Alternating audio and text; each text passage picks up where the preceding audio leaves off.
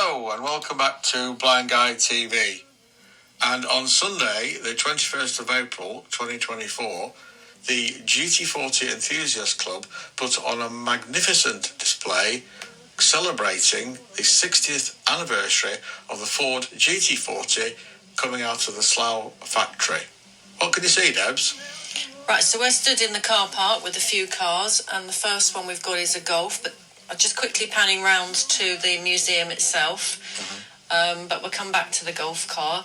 So the Golf is blue, baby blue with orange stripes, and the car park next to it, car number 59, is in the Essex wire colours. Yep. And I'm just panning down to the bottom where you can actually see two special cars parked separately.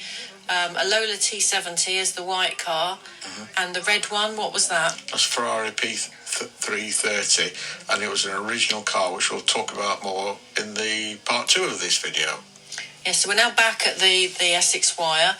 So what was special about the Essex Wire cars? Well, Essex Wire was a petroleum company, and they took two GT40s to the 66 Le Mans in white, red and black. But unfortunately, neither of them finished. And we're back now with the Golf colour. So that was also a petroleum company? It was a Gulf Petroleum, and it was the team was run by John Wire. And it did very well in 68 and 69, with chassis number 1075 winning on both occasions. Now, I don't know if you just noticed, just down the bottom, opposite the two cars, we've got a red GT40 and a very dark blue, but there's also a green colour. That's an unusual colour for a 40, isn't it? I think there's only one original in that colour, and it's called Linden Green. Yeah. I like that colour. I think that's a nice I'm just colour. going to talk a little bit about where these came from. To American viewers, the chassis were built in Coventry, England. The bodywork was built in Surrey, England, and it was all put together with the suspension and everything by Ford Advanced Vehicles in Slough, England. The gearboxes were German ZFs, and I admit the engines were the 289 cubic inch V8 Ford from America. Debs. Did they use other engines in some of the cars as well? There were always Ford V8s. Okay. It ranged from the 289 to the 302 in the Gurney Westlake guys. I think they used the 351 in one or two, and then of course the magnificent and big block 427 side oiler. But they different category, or did they all race in the same races? Well, it depends on which year. Oh, okay. The rules changed. The rules changed in 68 when they had to go down to 5 litres, so the 7 litres couldn't compete.